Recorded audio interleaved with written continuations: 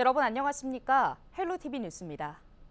올해 초 양주시의 역점 사업인 역세권 개발 사업이 마지막 토지 분양에 들어갔다는 소식 전해드렸는데요.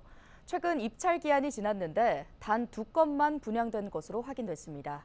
미래 가치가 높은 것으로 평가되던 역세권 개발 사업도 부동산 침체는 피하지 못하는 분위기입니다. 보도에 김신혜 기자입니다. 온라인 공개 입찰 정보를 확인할 수 있는 홈페이지입니다. 양주 역세권 개발 사업 입찰 결과 유찰 건수가 수두룩합니다. 지난 1, 2월 진행된 상업용지와 단독주택 등 마지막 토지 분양에서 14건 가운데 2건을 제외하고는 모두 실패한 것으로 나타났습니다. 게다가 이번에 낙찰된 2건 가운데 1건은 낙찰자가 분양을 포기한 것으로도 확인됐습니다. 시행사는 이후 재공고를 내봤지만 1건도 낙찰되지 않아 수의계약 전환 등을 준비 중이라고 밝혔습니다. 이미 분양이 완료된 필지들도 상황이 어렵긴 마찬가지입니다. 당초 2년 전 공사에 들어갈 예정이었던 한 아파트 건설사는 여전히 공사를 시작하지 않고 지켜보고 있는 상황입니다. 올해 9월쯤에야 착공에 들어갈 거란 전망도 나오고 있습니다. 부동산 업계는 건설업계 불황과 고금리 등의 여파로 이 같은 결과가 나타난 것으로 보고 있습니다. 지금 금리도 많이 올라가고 부동산 경기가 완전히 지금 바닥이잖아요. 건설사에서도 지금 해봤자 마이너스니까 미루겠죠. 한 중개사는 4년 전 기대감을 가지고 사무소를 차렸는데 현재는 한가한 실정이라고 토로했습니다. 양주시청과 양주역 사이 여의도 면적 5분의 1에 달하는 크기의 아파트와 복합 쇼핑타운, 환승센터 등을 추진 중인 역세권 개발 사업. 미래 가치가 높은 역점 사업으로 기대를 모으고 있지만 토지 분양에 어려움을 겪으면서 지역사회 우려가 커지고 있습니다. 헬로티비 뉴스 김신혜입니다. 총선이 다가오고 있습니다. 총선을 앞두고 우리 지역 후보들을 만나보고 있는데요. 이번 순서는 의정부시 을 국민의힘 이영섭 예비후보입니다. 지역 당협위원장으로 지역 주민들과 꾸준히 소통해온 점을 강점으로 꼽았는데요. 8호선 연장 등 광역교통망 확장을 핵심 공약으로 내세웠습니다. 이재필 기자의 보도입니다. 일찌감치 의정부을 선거구 출마를 선언한 이형섭 예비후보. 정광재 전 MBN 앵커를 경선에서 꺾고 본선행을 확정지었습니다. 변호사 출신으로 직전까지 국민의힘 의정부시을 당협위원장을 맡았던 이 예비후보. 특히 당협위원장을 맡으며 지난 대선과 지방선거를 치렀고 이 과정에서 지역 주민들과 앞서 소통한 점을 강점으로 꼽았습니다. 대통령 선거, 지방선거를 치르면서 지역의 현안들에 대해 많은 검토와 그 말씀을 들었습니다. 그 결과로 이번 경선에서 많은 시민분들이 저를 선택을 해주셨고 그 기대를 발판 삼아 이번에 본선에서 승리한다면 꼭 의정부 발전, 시민들의 행복을 위해 열심히 뛰겠습니다. 이 예비후보는 교통과 교육 인프라, 그리고 일자리를 확대한 지역 발전을 핵심 공약으로 꼽았습니다. 특히 이 중 8호선 연장을 포함한 광역교통망 확충을 제1공약으로 내세우고 있습니다. 많은 시민분들이 가장 중요하게 생각하시는 건 교통이 아니겠느냐. 특히 의정부 갑 지역에 비해 의정부 을 지역이 광역교통 체계가 조금 부실한 면이 없지 않은데 7호선이 이제 들어오지만 거기에 보완해서 8호선 별내선을 연장하는 게 가장 중요한 문제일 것 같습니다. 이 예비후보는 의정부에서 자라고 의정부의 삶의 터전을 잡은 의정부 사람임을 강조했습니다. 그리고 이번 선거에서 승리한다면 지역 대표로서 지역 주민들의 바람을 반드시 이행하겠다고 말했습니다. 많은 시민분들께서 제가 4년 동안 또 5년 동안 한 역할을 잘 평가를 해주셨기 때문에 그 기대와 사랑을 바탕으로 이번에 더 큰 응원과 사랑을 해주시면 꼭 지역의 대표성을 띠고 많은 시민분들의 그런 바람에 꼭 헛되이 되지 않도록 열심히 뛰겠습니다. 헬로티비 뉴스 이재필입니다. 더불어민주당의 의정부시 을 후보 경선도 마찬가지로 8일부터 9일까지 이틀간 진행됩니다. 3인 경선으로 권혁기 이재명 당대표실 정무기획실장과 이재강 전 경기도 평화부지사, 그리고 임근재 전 이재명 대통령 후보 중앙선대위 정책본부팀장이 맞붙는데요. 경선은 100% 국민 경선 방식으로 진행됩니다. 더불어민주당의 의정부시 갑 후보 확정을 위한 경선이 8일부터 9일까지 이틀간 진행됩니다. 경선에서는 문석균 예비후보와 박지혜 예비후보가 맞붙는데요. 문 예비후보는 더불어민주당 의정부 갑 상임부위원장과 김대중 재단 의정부시 지회장을 역임했습니다. 박 예비후보는 민주당 영입인재 1호로 기후환경 전문 변호사입니다. 경선은 100% 국민경선 방식으로 진행됩니다.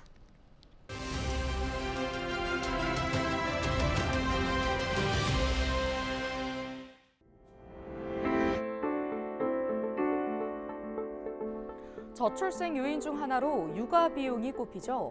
육아 도우미 비용이 월 평균 264만 원, 버는 돈의 절반이나 됩니다. 간병비는 어떨까요? 월 평균 370만 원, 소득보다 훨씬 많습니다. 이 정도면 아이를 키우는데 부모의 등골이 휘고 환자들이나 어르신들의 간병에도 자식 등 가족의 등골이 휠 지경입니다. 급속한 고령화 때문에 노인 돌봄 서비스 종사자 수는 턱없이 부족한 상황입니다. 그래서 한국은행 연구보고서는 외국인 노동자 활용 방안을 제시했습니다. 인건비가 싼 외국인 노동자를 들여와서 부족한 노동력을 채우자는 거죠. 문제는 최저임금입니다. 외국인에게도 최저임금을 적용하면 효과가 없으니 적용하지 말거나 낮추자는 건데요. 기록적인 초저출생 현상과 눈앞에 다가온 초고령 사회를 고려할 때 육아와 간병에 외국인의 손을 빌리는 것은 불가피해 보입니다. 부작용을 최소화할 수 있도록 철저한 사전 준비가 과제일 겁니다. 데일리 브리핑이었습니다.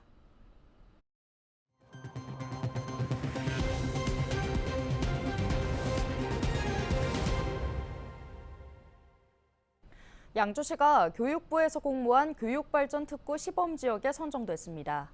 교육발전특구는 지역 여건에 맞는 교육정책을 자율적으로 마련해 학생들이 양질의 교육을 받을 수 있도록 지원하는 건데요. 양주시가 그리는 교육발전특구 모습을 김신혜 기자가 취재했습니다. 양주시 교육발전특구의 핵심은 지역 내 도시와 농촌 실정에 맞는 맞춤형 돌봄 시스템입니다. 인구 유입으로 학령 인구가 늘어난 옥정 신도시에는 저녁과 방학 돌봄 수요를 반영한 별도의 돌봄 공간이 생길 예정입니다. 시설은 오는 9월 개교 예정인 옥정 호수초등학교에 마련되고 지역아동센터 등과 협력해 프로그램을 운영할 계획입니다. 이와 달리 학생 수가 적어 돌봄 교실을 운영하고 싶어도 쉽지 않았던 서부권 지역에서는 돌봄 거점센터가 마련됩니다. 5km 반경에 소규모 초등학교 3개가 있는 한 농촌학교를 중심으로 문화체육, 국제교육 등 특화 프로그램이 진행될 예정입니다. 양주의 교육의 문제는 농촌 지역의 학생 인구 유출, 도시 지역의 우수인재 타 지역 유출의 문제가 있습니다. 금년도에 도시형 농촌형 에듀테크 거점센터를 구축 완료하고 내년부터 관련 프로그램을 운영토록 하겠습니다. 첨단 기술을 접목한 AI 교육도 강화됩니다. 학년 구분 없이 AI 이해 수준에 따른 교육 과정을 운영하고 코딩과 3D 프린터, 드론 등을 이용한 교육도 다양화될 전망입니다. 또 지역대학의 강점을 활용한 자율형 공립고 운영도 추진됩니다. 경동대의 공학, 서정대의 보건, 예원예술대의 예술 분야와 연계해 대학 전문가를 활용한 수업과 방과 후 학습을 진행하는 겁니다.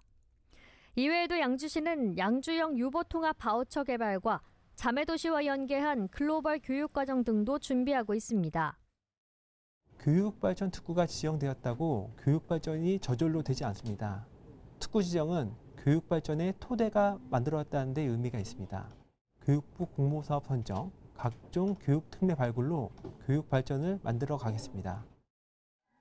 이번 교육발전특구 시범지역 선정으로 양주시에는 앞으로 3년 동안 최대 100억 원이 지원될 예정입니다.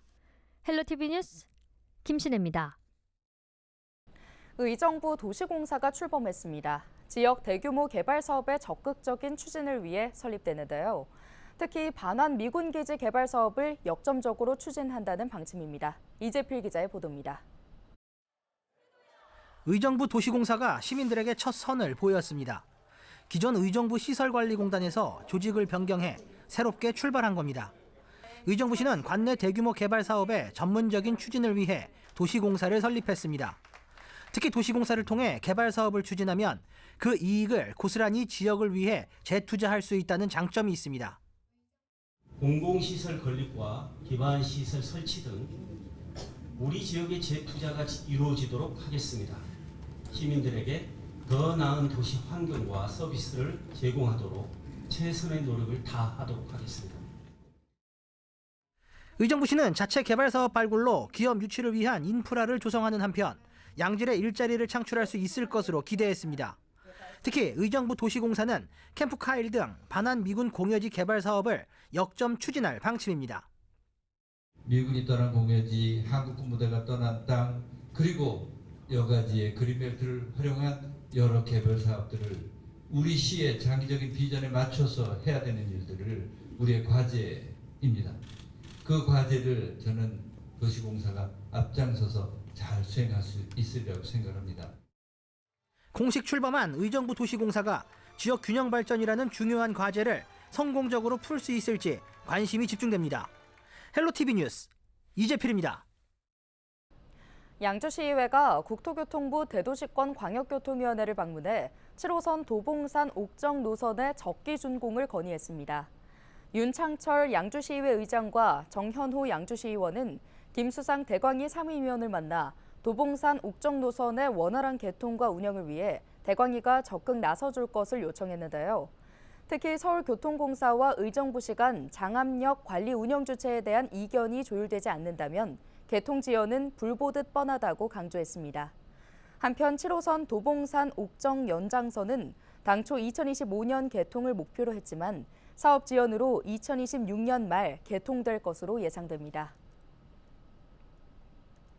양주시와 경기도교육청이 천보초등학교 이전 적지에 제2경기학교 예술창작소를 설립하는 내용의 협약을 체결했습니다. 경기학교 예술창작소는 예술영재교육과 예술체험교육, 지역문화예술교육 등 문화예술 공간을 구축하는 사업인데요. 현재 용인에 위치하고 있어 북부권 학생들은 이용이 어려웠습니다. 양주시는 제2경기학교 예술창작소가 지역에 설립된다면 경기 북부 학생들의 예술 교육에 많은 도움이 될 것으로 예상된다고 말했습니다. 포천시가 국민권익위원회에서 주관한 2024년 청렴 컨설팅 착수회의에서 종합 컨설팅 우수기관으로 선정됐다고 8일 밝혔습니다.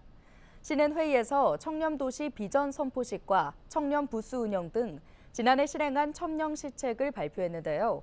결과 시는 실적을 인정받아 경기도 가평군과 강원특별자치도 강릉시의 멘토기관으로 선정됐습니다. 경기도가 일회용품 없는 경기 특화지구 조성 시범사업에 참여할 시군을 모집합니다. 특화지구에 선정되면 음식점 등 다중이용시설에 다회용 컵과 다회용기 대여 반납시설, 세척기 등을 지원하는데요. 축제와 행사 개최 시에도 설비를 지원받을 수 있습니다. 도는 2026년까지 약 3개 시군을 선정해 총 30억 원의 사업비를 3년간 지원할 계획입니다. 경기도가 행정안전부에서 실시한 2023년 정보공개 종합평가에서 2년 연속 최우수 광역지자체로 선정됐습니다. 특히 올해는 전국 17개 시도 중 1위를 차지해 국무총리 기관 표창을 받았는데요. 도는 100점 만점에 96.3점을 얻었는데 특히 정보공개 모니터단을 운영하면서 청구 편의성을 높인 점에서 높은 평가를 받았습니다. 양주시가 미세먼지 저감과 대기 환경 개선을 위해 조기 폐차 보조금 지원 사업을 추진합니다.